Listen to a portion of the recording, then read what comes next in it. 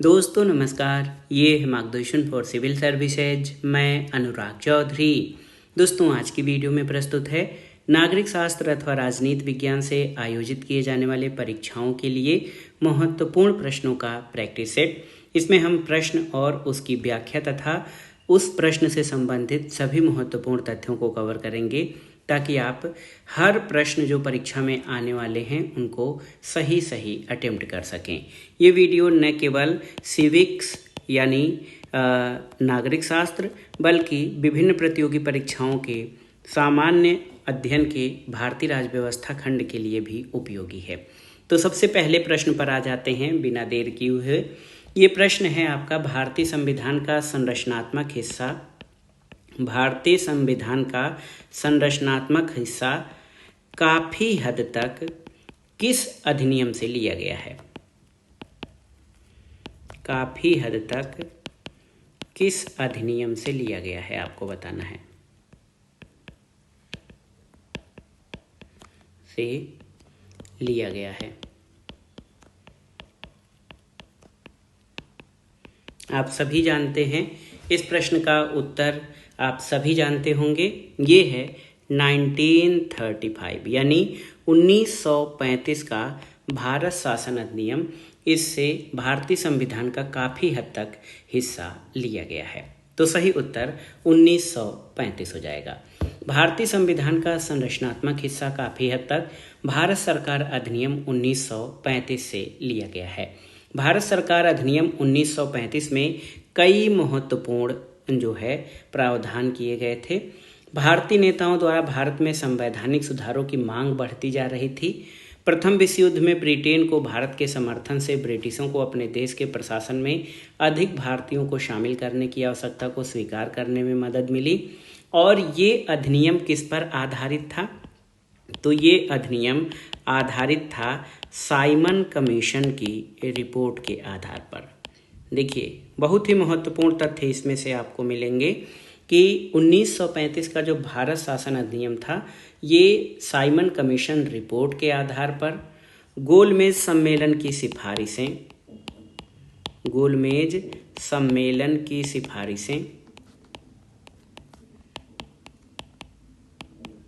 ठीक। इसके अलावा 1933 में ब्रिटिश सरकार द्वारा प्रकाशित तीसरे गोलमेज सम्मेलन पर आधारित श्वेत पत्र, 1933 में ब्रिटिश सरकार द्वारा प्रकाशित व्हाइट पेपर, श्वेत पत्र जो आधिकारिक दस्तावेज होता है। इसके अलावा संयुक्त चयन समितियों की रिपोर्ट के आधार पर ये रिपोर्ट आधारित थी।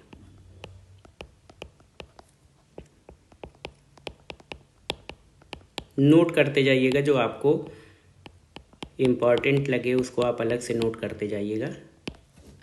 तो देखिए, 1935 का जो भारत शासन अधिनियम था वो साइमन कमीशन की रिपोर्ट, गोलमेज सम्मेलन की सिफारिशें, 1933 में ब्रिटिश सरकार द्वारा प्रकाशित तीसरे गोलमेज सम्मेलन पर आधारित श्वेत पत्र और संयुक्त चयन समितियों की रिपोर्ट पर आधारित था। तो यहाँ से ये तथ्य आपको मिल जाएगा कि भारत शासन अधिनियम जो है इन विशेष रिपोर्टों पर आधारित था। भारत शासन अधिनियम 1935 की विशेषताएं क्या थीं, इसको भी जानना आपको जरूरी है। तो भारत शासन अधिनियम 1935 जो था, इसकी जो मुख्य विशेषताएं थीं वो ये था कि इसने एक अखिल भारतीय संघ की स्थापना का प्रावधान किया था। तो यहाँ पर मैं नोट करते चला जा रहा हूँ, अखिल भारतीय संघ की स्थापना का प्रावधान पहला तो ये था। 1935 के भारत शासन अधिनियम में जो प्रमुख प्रावधान थे हम उनके बारे में बात कर रहे हैं। उनके बारे में क्या क्या चीज़ें थी? तो सबसे पहला था, इसमें एक अखिल भारतीय संघ की स्थापना का प्रावधान किया गया था जिसमें प्रांतों और रियासतों को इकाइयों के रूप में शामिल किया गया था। इसकी इकाई कौन से थे? प्रांत और रियासत। ठीक। दूसरा प्रावधान ये किया गया था कि इस अधिनियम ने केंद्र और इकाइयों के बीच शक्तियों को 3 सूचियों के रूप में विभाजित किया था। जो 3 सूचियों का प्रावधान है संघ और प्रांतों में, ये 1935 के अधिनियम से ही लिया गया है। 3 सूचियों का प्रावधान ये सबसे पहले 1935 के भारत शासन अधिनियम में लाया गया था और इसमें संघीय सूची में केंद्र के लिए 59 विषय, प्रांतीय सूची में प्रांतों के लिए 54 विषय और समवर्ती सूची में दोनों के लिए 36 विषय शामिल थे। और इसके अलावा देखिए, जो अवशिष्ट शक्तियां थीं, इन सूचियों के अतिरिक्त अवशिष्ट शक्तियां ये वायसराय को प्राप्त थीं। जैसे अब केंद्र को प्राप्त होती हैं अवशिष्ट शक्तियां, तो 1935 के शासन अधिनियम के अंतर्गत जो अवशिष्ट शक्तियों का प्रावधान किया गया था इन तीनों सूचियों के अतिरिक्त, तो वो वायसराय को प्राप्त की गई थी। हालांकि ये संघ कभी अस्तित्व में नहीं आ पाया था क्योंकि रियासतें इसमें शामिल नहीं हुई थी। तो ये आपको ये तथ्य जरूर याद रखना होगा कि 1935 के शासन अधिनियम में जिस अखिल भारतीय संघ की स्थापना का प्रावधान किया गया था, वो कभी यह संघ अस्तित्व में नहीं आ पाया, इसमें रियासतें नहीं शामिल हुई। और इस अधिनियम के द्वारा प्रांतों में द्वैध शासन को समाप्त कर दिया गया और प्रांतीय स्वायत्तता लागू की गई। प्रांतीय स्वायत्तता की व्यवस्था लागू की गई इस अधिनियम के द्वारा और प्रांतों में द्वैध शासन समाप्त कर दिया गया था। इसके अलावा इसने देश की मुद्रा और ऋण को नियंत्रित करने के लिए भारतीय रिजर्व बैंक की स्थापना का प्रावधान किया था। तो आप जान लीजिए, आरबीआई यानी भारतीय रिजर्व बैंक की स्थापना का प्रावधान 1935 के भारत शासन अधिनियम के अंतर्गत किया गया था और इसमें न केवल एक संघीय लोक सेवा आयोग बल्कि 2 या 2 से अधिक प्रांतों के लिए प्रांतीय लोक सेवा आयोग और संयुक्त लोक सेवा आयोग की स्थापना का प्रावधान किया गया था।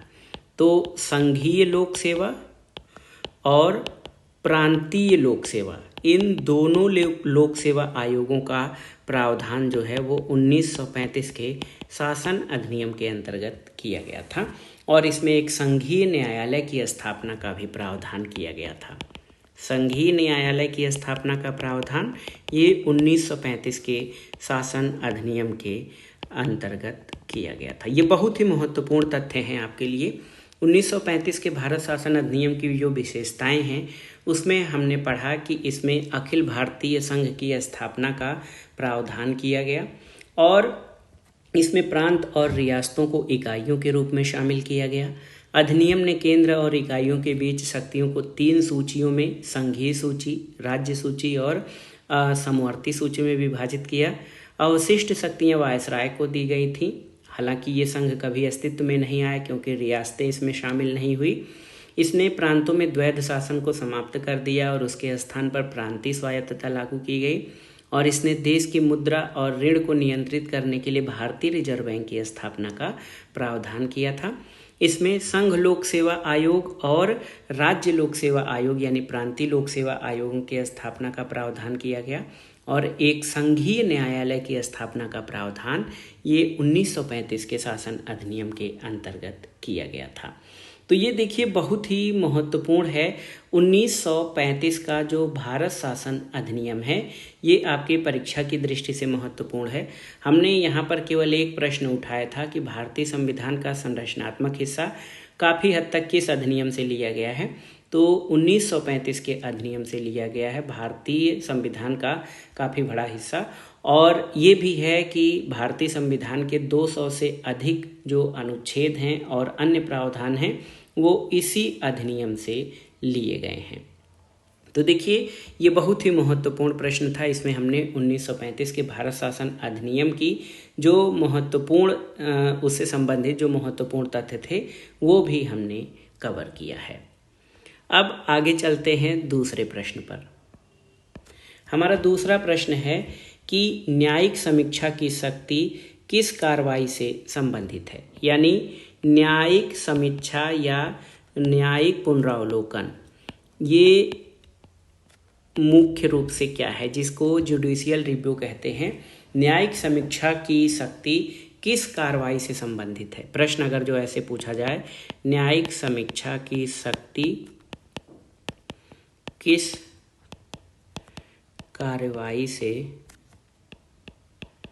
संबंधित है, तो जुडिशियल रिव्यू के बारे में आप जानते हैं कि जुडिशियल रिव्यू या न्यायिक समीक्षा जो है सरकार के अंगों के जो कार्य हैं, विधायिका, कार्यपालिका और न्यायपालिका के जो कार्य हैं, उनके कार्यों और उनकी संवैधानिकता पर विचार करने, संविधान के मूल सिद्धांतों का उल्लंघन करने या उससे असंगत होने पर इसे असंवैधानिक घोषित करने की न्यायपालिका की शक्ति है, जिसको न्यायिक समीक्षा कहा जाता है। तो आप जान लीजिए कि न्यायिक समीक्षा की शक्ति किस कार्रवाई से संबंधित है। तो उत्तर आपका हो जाएगा संसद के उन कानूनों को अवैधानिक घोषित करना जो संविधान के विरुद्ध होते हैं। संसद के उन कानूनों को असंवैधानिक घोषित करना,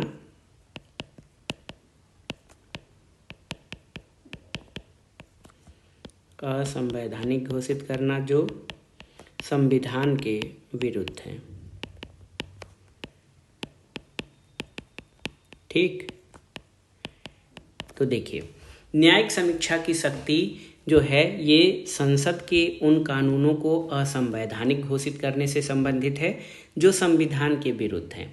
और न्यायिक समीक्षा में केवल संसद द्वारा बनाए गए कानून ही नहीं बल्कि न्यायपालिका द्वारा दिए गए निर्णय और आदेश भी शामिल हैं। अगर जो वो किसी हद तक असंवैधानिक होते हैं तो न्यायिक समीक्षा शक्ति के अंतर्गत न्यायपालिका इन पर प्रतिबंध या अंकुश लगा सकती है। आपको न्यायिक समीक्षा के बारे में जो अन्य महत्वपूर्ण तथ्य हैं उनको आइए समझने का प्रयास करते हैं। तो आप अगर जो संविधान के मूल संरचना का सिद्धांत जानते हैं, मूल संरचना का सिद्धांत या जो फंडामेंटल स्ट्रक्चर है वो ये है कि संसद कानून के द्वारा संविधान के केवल उसी हिस्से तक संशोधन कर सकती है या उसकी शक्ति केवल उसी हिस्से तक है जहां तक वो संविधान की मूल संरचना को प्रभावित न करे। तो आप एक तथ्य और जान लीजिए कि न्यायिक समीक्षा या मैं यहाँ पर जुडिशियल रिव्यू लिख रहा हूँ, जुडिशियल रिव्यू यानी न्यायिक समीक्षा, ये संविधान के मूल संरचना का भाग है, संविधान के मूल ढांचा या मूल संरचना का भाग है। ये तथ्य आपको याद रखना होगा। इसके अलावा न्यायिक समीक्षा को जो संविधान की मूल संरचना माना जाता है, ये केस इंदिरा गांधी बनाम राजनारायण केस 1975 में आया था। और न्यायिक समीक्षा को भारतीय न्यायपालिका की व्याख्यात्मक और पर्यवेक्षात्मक भूमिका भी कहा जाता है। जो न्यायिक समीक्षा है इसमें न्यायपालिका को कुछ विशेष शक्ति प्राप्त होती है। ये न्यायपालिका का व्याख्यात्मक और पर्यवेक्षणात्मक शक्ति भी कहा जाता है। इसके द्वारा न्यायपालिका ये देखती है कि संसद द्वारा बनाए गए कानून जो हैं वो संविधान के अनुरूप हैं या नहीं। आप देखिए, न्यायिक समीक्षा का सिद्धांत अमेरिकी सुप्रीम कोर्ट का नवाचार है, क्योंकि सबसे पहले न्यायिक समीक्षा जो सिद्धांत है वो अमेरिकी सुप्रीम कोर्ट से ही शुरू हुआ था। न्यायिक समीक्षा के दो उद्देश्य हैं जो महत्वपूर्ण उद्देश्य हैं। इसमें एक तो सरकारी कार्रवाई को वैध बनाना और सरकार का जो अतिवादी दृष्टिकोण है उसके खिलाफ संविधान की रक्षा करना। इसमें सर्वोच्च न्यायालय की अपने स्वयं के निर्णय आदेश की जांच करने की भी क्षमता शामिल है।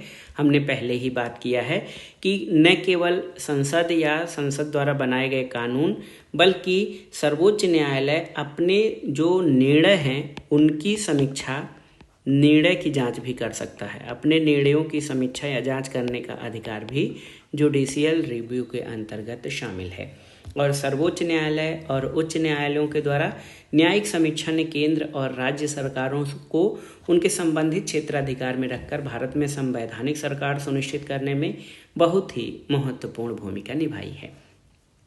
आप जान लीजिए, तो न्यायिक समीक्षा न्यायपालिका की वो शक्ति है जो संसद के कानूनों को असंवैधानिक घोषित करती है जो संविधान के विरुद्ध होते हैं। तो ये प्रश्न आपका था, न्यायिक समीक्षा की शक्ति किस कार्रवाई से संबंधित है? तो संसद के उन कानूनों को असंवैधानिक घोषित करना जो संविधान के विरुद्ध हैं। अगले प्रश्न पर आते हैं। ये है आपका प्रश्न संख्या 3। देखिए, एक प्रश्न है, दिनेश गोस्वामी समिति, आपने सुना भी होगा, का गठन किस लिए किया गया था?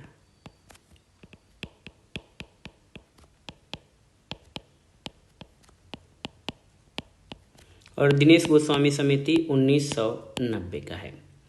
देखिए, दिनेश गोस्वामी समिति का गठन किस लिए किया गया था आपको बताना है। आपको कई ऑप्शन आएंगे, जैसे मौलिक कर्तव्य, चुनाव सुधार, पुलिस सुधार, केंद्र राज्य संबंध, या इनमें से कोई नहीं, या एक से अधिक। तो सही उत्तर आपका हो जाएगा दिनेश गोस्वामी समिति का जो संबंध है वो चुनाव सुधार से है। चुनाव सुधार से है दिनेश गोस्वामी समिति का संबंध, याद रखिएगा।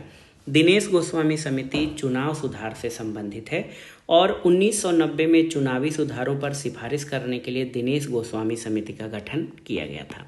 1990 की है ये समिति, किस लिए? चुनाव सुधार पर सिफारिश करने के लिए। और इस समिति की सिफारिशों में मुख्य रूप से ये था कि इसने राजनीतिक दलों को सरकारी धन के रूप में देने का प्रस्ताव रखा था। इसने ये भी सुझाव दिया कि एक उम्मीदवार को 2 से अधिक निर्वाचन क्षेत्रों में चुनाव लड़ने की अनुमति नहीं दी जानी चाहिए। और दिनेश गोस्वामी भारत के एक राजनीतिज्ञ थे और 1989 में उन्होंने वीपी सिंह सरकार में कानून और न्याय मंत्री के रूप में कार्य किया था। तो क्या क्या मुख्य रूप से, तो इन्होंने कहा कि जो राजनीतिक दल हैं, राजनीतिक दल, इनको सरकारी धन के रूप में चुनाव लड़ने के लिए राजनीतिक दल को सरकारी धन दिया जाना चाहिए। इसका मुख्य उद्देश्य ये था कि जो पार्टियां जो है फंड और चुनावी फंड के नाम पे धन का दुरुपयोग करती हैं, लोगों को प्रलोभन देती हैं, उन चीज़ों को समापन किया जाए और राजनीतिक दलों को सरकारी धन के रूप में धन देने का प्रस्ताव रखा था।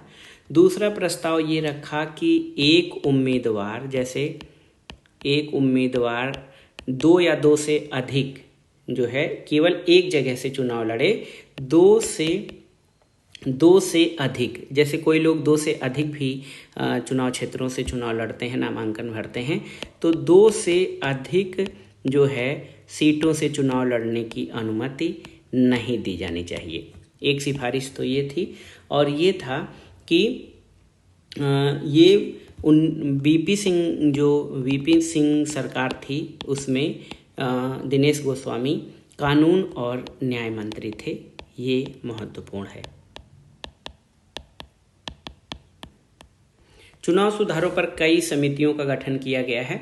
चुनावी सुधार जो होते हैं वो चुनाव परिणामों में जनता की इच्छाओं की अभिव्यक्ति को बेहतर बनाने के लिए चुनाव प्रणाली का संशोधन है।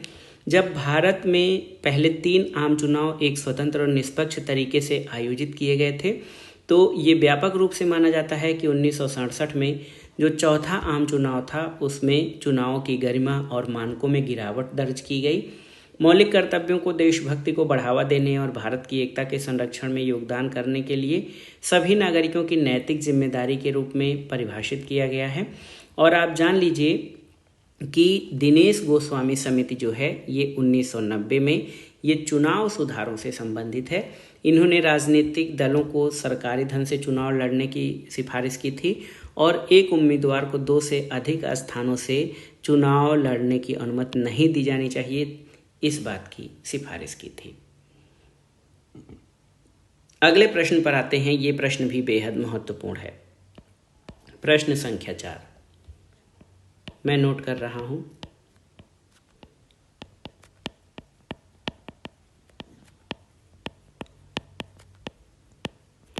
पंचायत का सदस्य बनने के लिए न्यूनतम आयु क्या होनी चाहिए?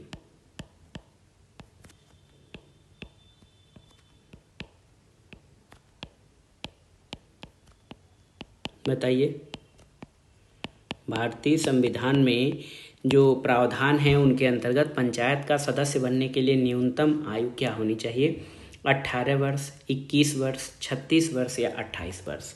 तो जो आपका उत्तर हो जाएगा, ये सही उत्तर हो जाएगा 21 वर्ष, 18 वर्ष नहीं, 21 वर्ष आपका सही उत्तर हो जाएगा। भारत में जो ग्रामीण क्षेत्र हैं उसमें आप जानते हैं कि स्थानीय स्वशासन यानी लोकल सेल्फ गवर्नमेंट की प्रणाली प्रचलित है।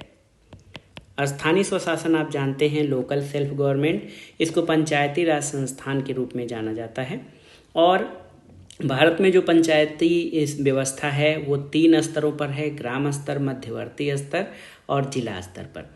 स्थानीय स्वशासन के द्वारा स्थानीय मामलों के प्रबंधन को आसान बनाया जाता है और जो स्थानीय निकायों के निर्वाचित प्रतिनिधि होते हैं, इसका परिणाम या इसका असर या प्रभाव ये होता है कि ज़मीनी स्तर पर समस्याओं के बारे में अधिक जागरूकता होती है और उनका निवारण भी किया जा सकता है। इसलिए चुनाव में भाग लेने के लिए एक व्यक्ति की आयु कम से कम 21 वर्ष होनी चाहिए। तो 21 वर्ष होनी चाहिए पंचायत का सदस्य बनने के लिए। देखिए, मतदान के लिए जो न्यूनतम आयु है वो 18 वर्ष है, लेकिन पंचायत में जो है चुनाव में भाग लेने के लिए व्यक्ति की आयु कम से कम 21 वर्ष होनी चाहिए। और आप जानते हैं कि 73वें संविधान संशोधन, 73वां जो 73rd कॉन्स्टिट्यूशनल अमेंडमेंट था, इसके द्वारा भारत में संविधान में भाग 9 जोड़ा गया और इसका शीर्षक पंचायत रखा गया। भाग 9 के द्वारा पंचायत शीर्षक जो है भारतीय संविधान में जोड़ा गया और भारतीय संविधान में अनुच्छेद 243C पंचायतों की संरचना से संबंधित है। 243C पंचायतों की संरचना से संबंधित है कि पंचायतें का निर्माण किस प्रकार से किया जाएगा। तो ये बहुत ही महत्वपूर्ण है। तो देख लीजिए, ये बहुत महत्वपूर्ण प्रश्न है कि पंचायत का सदस्य बनने के लिए न्यूनतम आयु क्या होनी चाहिए। तो आप हड़बड़ी में 18 वर्ष नहीं बल्कि 21 वर्ष लगाइए। सही उत्तर 21 वर्ष है। और आप जानते हैं कि 73वें संविधान संशोधन 1993 के द्वारा भारतीय संविधान में भाग 9 जोड़कर पंचायतों से संबंधित उपबंध किए गए हैं। अगले प्रश्न पर आते हैं, प्रश्न संख्या 5 पर। प्रश्न संख्या 5 है, भारत में साइबर अपराध किस सूची के अंतर्गत आता है? साइबर अपराध किस सूची में आता है या किस सूची में इसको शामिल किया जाता है? साइबर अपराध या साइबर क्राइम, संघ सूची, राज्य सूची, समवर्ती सूची या अवशिष्ट सूची? तो सही उत्तर आपका हो जाएगा अवशिष्ट सूची। भारत में जो साइबर अपराध है वो अवशिष्ट सूची का विषय है। साइबर अपराध एक गैर कानूनी कार्य है जिसमें कंप्यूटर या एक उपकरण या लक्ष्य या दोनों होता है। तो साइबर अपराध जब होगा तो ये जो है साइबर तरीके से होगा। इसमें कंप्यूटर, नेट और जो है साइबर माध्यमों के द्वारा इसमें गैर कानूनी कार्य किया जाता है जिसको साइबर अपराध कहा जाता है। तो साइबर अपराध गैर कानूनी कार्य है। इसमें कंप्यूटर या तो एक उपकरण या लक्ष्य होता है और इनको अवशिष्ट शक्ति में गिना जाता है। देखिए, भारत में साइबर अपराध सूचना प्रौद्योगिकी अधिनियम कब पारित हुआ था? देखिए, नोट कर देता हूँ, अलग से नोट भी कर लीजिएगा, पूछ सकता है। साइबर अपराध सूचना प्रौद्योगिकी अधिनियम, ये किस वर्ष में ये अधिनियम एक्ट पारित किया गया था?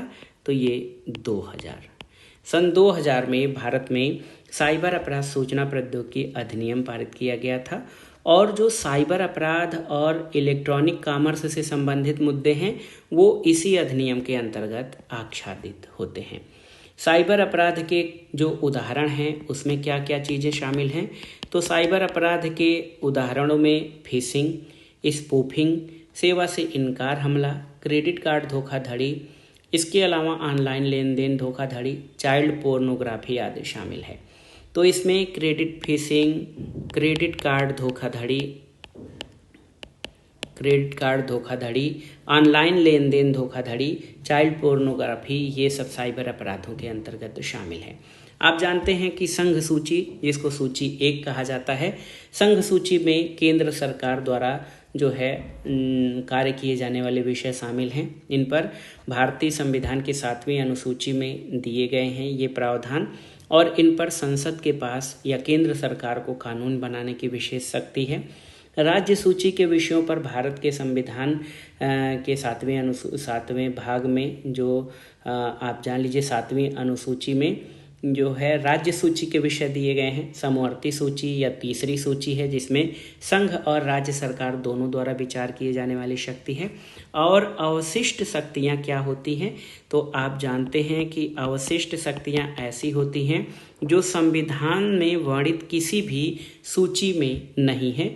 और आप जानते हैं कि ये साइबर अपराध जैसी घटना ये नए अपराध हैं, और ये संघ सूची, राज्य सूची और समवर्ती सूची किसी में भी नहीं है, इसलिए इनको अवशिष्ट सूची में रखा गया है। अवशिष्ट विषयों को उन विषयों के रूप में मान्यता दी जाती है जो किसी भी सूची में, यानी संघ, राज्य और समवर्ती सूची में नहीं है, उनको अवशिष्ट विषयों में शामिल किया जाता है। और एक और महत्वपूर्ण तथ्य ये है कि संघ के सरकार के पास अवशिष्ट विषयों पर नियम बनाने की शक्ति है, यानी संघ सरकार या केंद्र सरकार के पास जो है इन विषयों पर, अवशिष्ट विषयों पर कानून बनाने की शक्ति प्राप्त है। समवर्ती सूची पर केंद्र और राज्य दोनों ही कानून बना सकते हैं, लेकिन अवशिष्ट शक्तियां जो हैं वो केंद्र सरकार या संघ सरकार में निहित हैं। और ई-कॉमर्स, कंप्यूटर सॉफ्टवेयर आदि से संबंधित जो साइबर अपराध हैं, ये सारी चीज़ें ये अवशिष्ट शक्तियों के अंतर्गत शामिल हैं, जिन पर विशेष रूप से केंद्र सरकार को कानून बनाने की शक्ति प्राप्त है। तो ये था आज का वीडियो। इसमें हमने देखिए परीक्षाओं की दृष्टि से महत्वपूर्ण तथ्यों को शामिल किया है, और केवल 5 प्रश्नों को हल करने में हमने कई अन्य महत्वपूर्ण तथ्यों पर चर्चा की जो आपकी परीक्षाओं की दृष्टि से बेहद महत्वपूर्ण है। तो आप इनको अच्छे से तैयार कर लीजिएगा। ये वीडियो आपको कैसा लगा हमें कमेंट बॉक्स में ज़रूर बताइएगा। वीडियो को लाइक करें, शेयर करें, और इस चैनल मार्गदर्शन फॉर सिविल सर्विसेज को सब्सक्राइब करें। वीडियो देखने के लिए धन्यवाद।